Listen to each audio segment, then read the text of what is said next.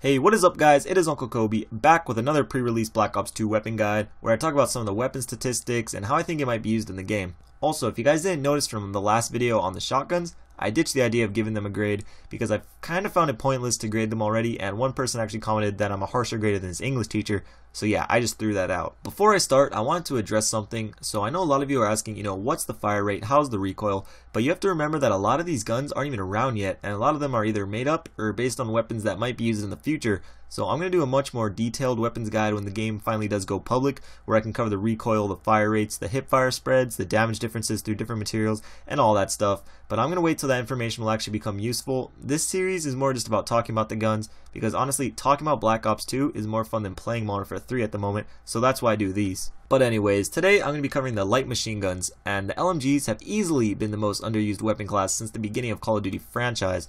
The game will always be saturated with assault rifles and SMGs and the occasional optic wannabes, but how often do you see guys running around with an LMG? It really is few and far between, and I don't really think that's going to change with Black Ops 2, but I still want to talk about these bad boys anyway, so let's do it. So starting off, we got the MK48 with increased damage and range, and it boasts the best stats out of all the LMGs with the 12-point mobility, which will stay constant throughout, and 15s across damage, range, and accuracy. But I didn't really like the MK46 in Modern Warfare 3, and I don't think I'm going to like this gun either. Just when you have higher stats, you'd usually presume that it had a bad recoil or a rate of fire, but I'm just going to have to wait to make an accurate decision. Moving on, we have the QBB LSW, and this weapon doesn't actually even exist yet.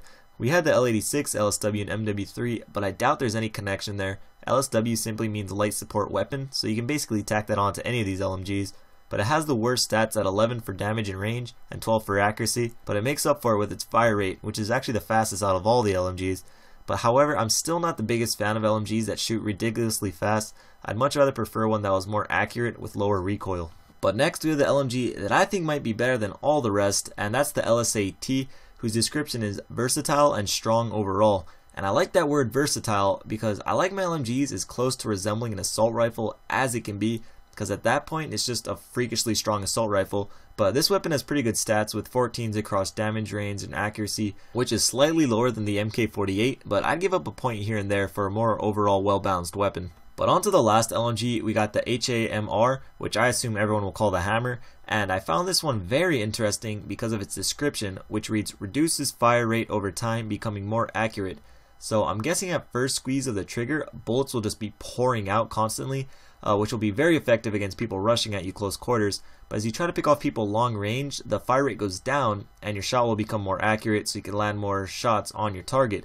So it's kind of like a PP90 that morphs into an MP7 when you're shooting at long range, which is awesome, but totally speculation. Going over its stats, they're pretty average. It has a 13-point damage and a 12-point range and accuracy, so I think this gun will be very good overall as well. But I hope you guys enjoyed this video on the LMGs, but do you guys even use them currently in MW3? Let me know down in the comments, because I personally really don't.